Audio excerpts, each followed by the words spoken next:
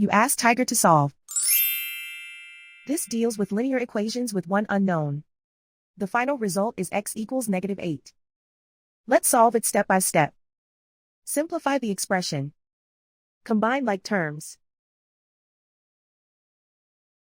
Group all x terms on the left side of the equation.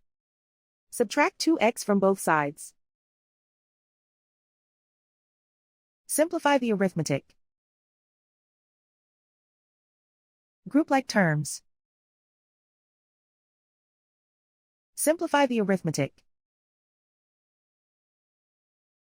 Convert the x into a positive number. Multiply both sides by -1. Remove the ones. Simplify the arithmetic. And so the final result is x equals -8.